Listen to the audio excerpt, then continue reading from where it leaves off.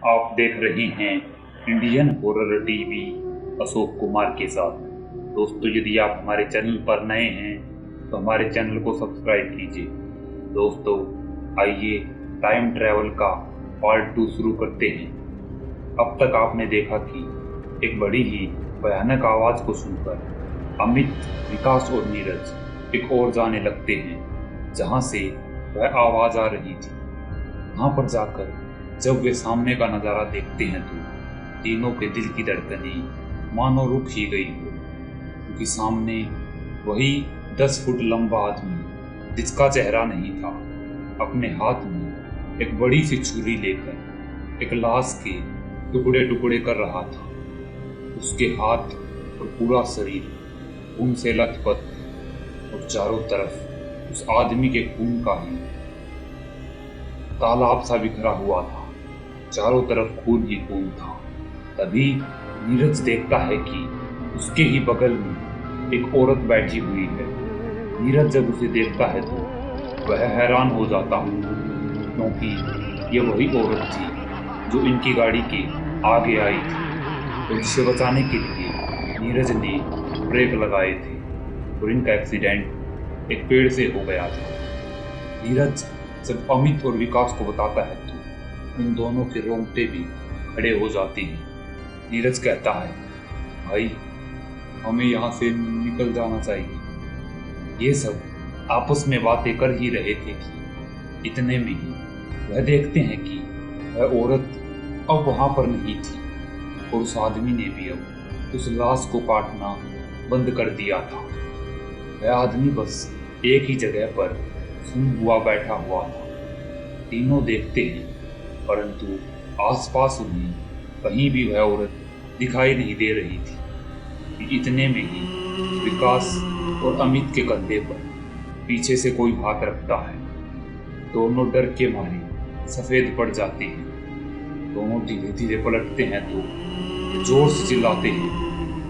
उनके पीछे वही औरत खड़ी हुई थी जो इन तीनों को देखकर मंद मंद मुस्कुरा रही थी। तीनों के हाथ पांव फूल चुके थे। डरते डरते तीनों पीछे कदम बढ़ा रहे थे।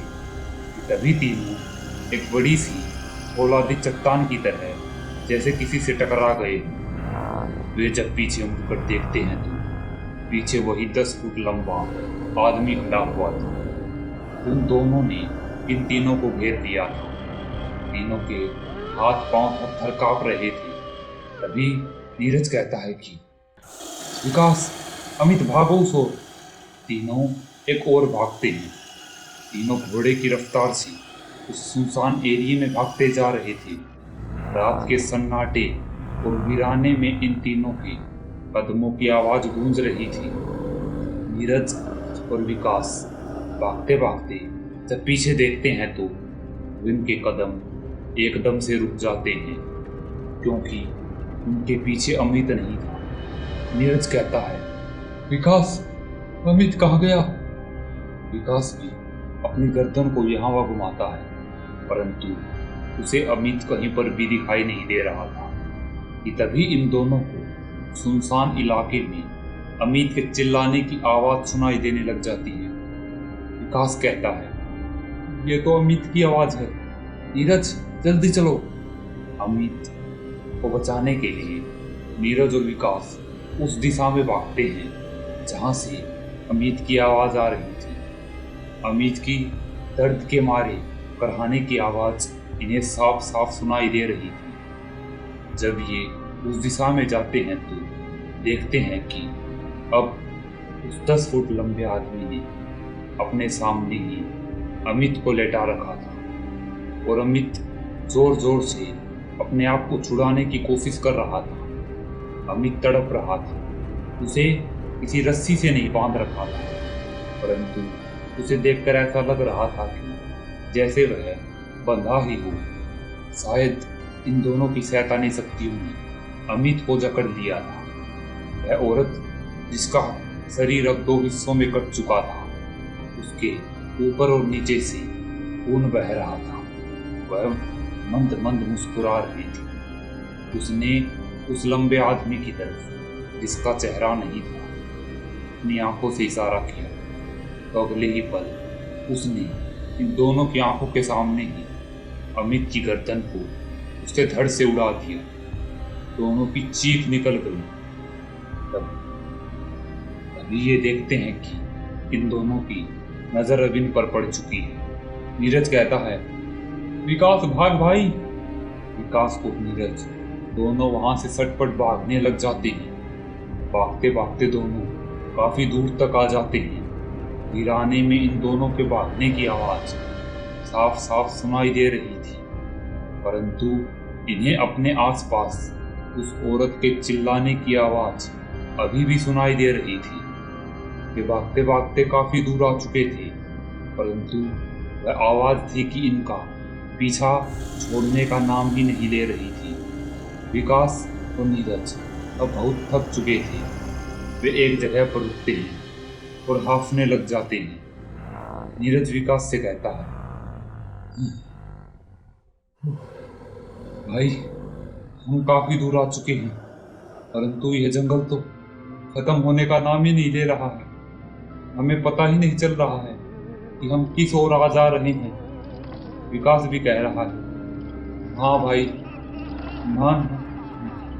मानो हम यहाँ पर फंस चुके हैं। शायद अब हम जिंदा नहीं लौट पाएंगे।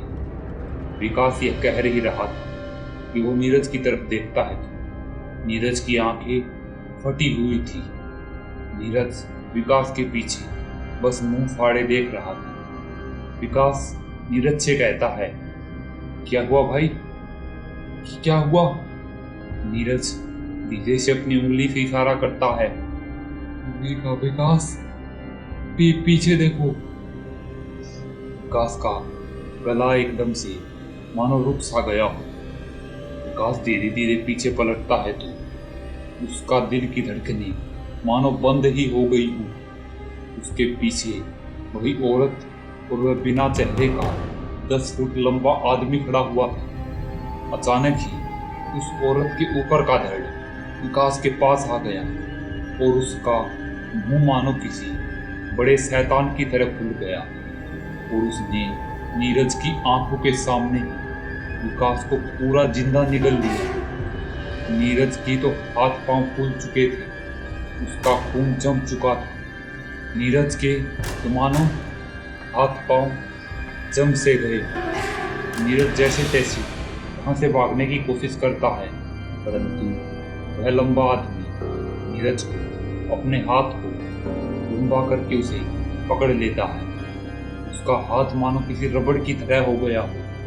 उसने नीरज के गले को जकड़ लिया था और उसके गले को पूरा पीछे की तरफ घुमा दिया था। अगले ही पल वह औरत और वो 10 फुट लंबा वहशी आदमी इन दोनों की लाशों को बुरी तरह से जानवरों की तरह चीर फाड़ कर खा रहे थे।